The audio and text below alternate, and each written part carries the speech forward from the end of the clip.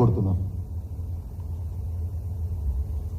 మరి ఈ లారీలని ఎందుకు ఆపుతలేరు? ఈ లారీలని ఎందుకు సీజ్ చేస్తలేరు? దీని మతలబ్ ఏంటిది అని నేను అడుగుతా ఉన్నాను. నేను ఇంకోటి చెప్తా ఉన్నా, అధికారులందరూ కూడా చెప్తా ఉన్నాను. నేను స్వయంగా ట్రాన్స్పోర్ట్ సెక్రటరీ గారికి, కమిషనర్ గారికి, డిటిసికి, ఆర్టీఓకి స్వయంగా నేనే ఫోన్ చేసి చెప్పిన, మీ మంత్రి గారు చేస్తున్న స్కామ్ ఇది, ఎట్టు పరిస్థితుల్లో ఓవర్లోడ్ పోతున్నాయి, ఖచ్చితంగా మీరు ఆపాలి అని నేను చెప్తున్నా. చెప్తే సరే సరే అని విన్నారు, మళ్ళా అదే విధంగా కొడతా ఉన్నారు. నేను అధికారులందరూ కూడా చెప్తా ఉన్నాను, మీరు మంత్రి గారి ప్రెషర్కి లొంగి పనిచేస్తే మీరు చేసే డ్యూటీ ఎన్టీపీసీ నుంచి తీసుకొని ఏ రూట్లో అయినా ఖమ్మం వరకు మా బీఆర్ఎస్ పార్టీ కార్యకర్తలు మీ డ్యూటీ చేస్తాం. ఎక్కడ పడితే అక్కడ లారీలను ఆపుతాం. బాజాప్తు ఈ స్కామ్ ని బయట పెడతాం. మళ్ళా మీరేదో ఉస్మానాబాద్ నుంచి తీసుకపోతే ఏం కాదని నువ్వు అనుకుంటున్నావు కావచ్చు.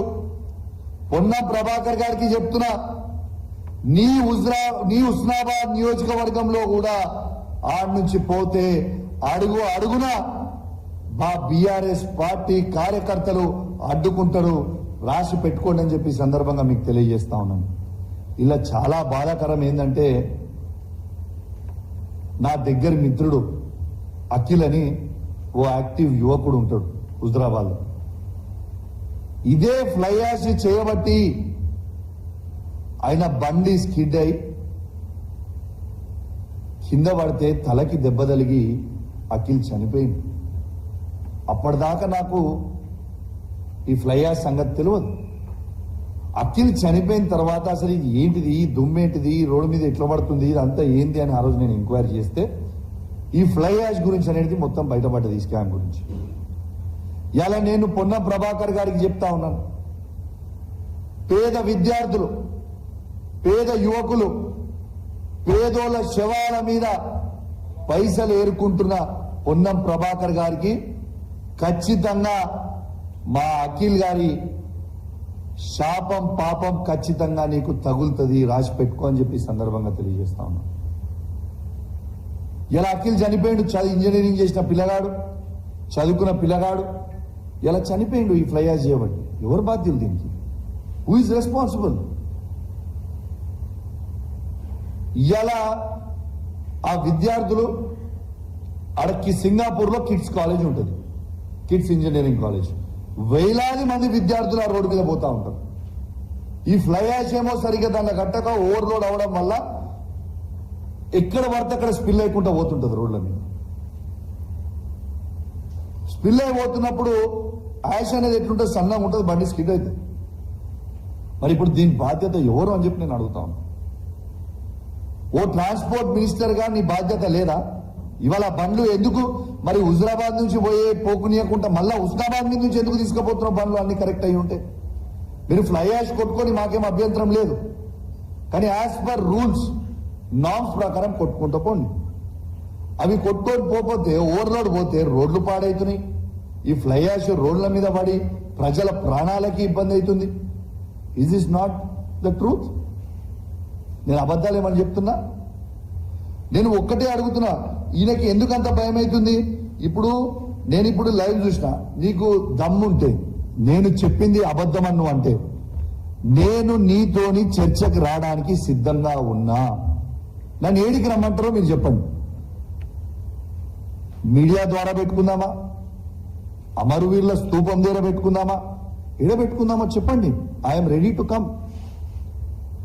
మీరు ఆపకపోతే మేము అధికారులకు ఇప్పటికి కూడా చెప్తున్నాం, మళ్ళా మీరు గిట్ల ఈ స్కామ్ ని మీరు ఆపకపోతే మంత్రి గారి ఒత్తిడి వల్ల మీరు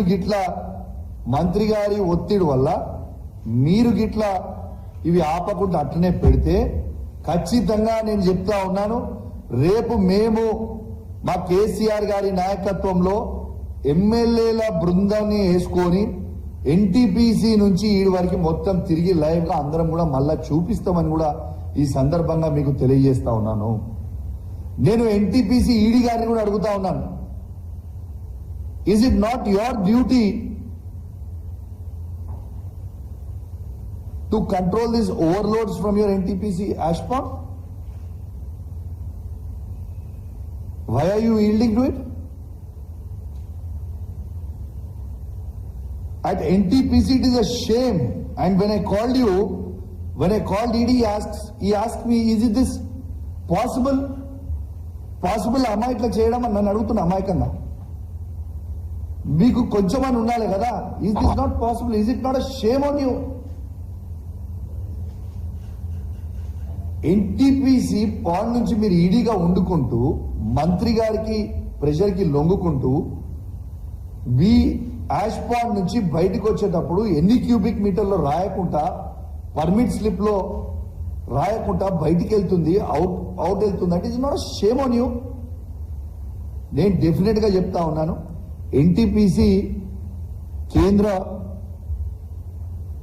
మంత్రి పవర్ డిపార్ట్మెంట్ కిందికి వస్తుంది. డెఫినెట్ గా నేను వీళ్ళు దీని మీద తీసుకొని సరిగా చేయకపోతే నేను ఖచ్చితంగా ఢిల్లీకి పోయి కేంద్ర మంత్రి గారిని కూడా డెఫినెట్ గా మేము కలిసి చెప్తాం ఈ స్కామ్ గురించి. What is the interest? ED గారికి మేము ఫోన్ చేసినా ఇప్పటిదాకా పట్టించుకోకుంటే ఏందన్నట్టు. రెండోది ఇంకోటి చూపిస్తానండి. నిన్న లారీస్ ని ఇది మన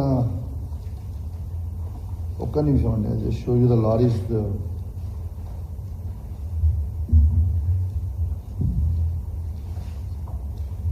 సరే మీకు నా ఫోన్లో చూపిస్తాను.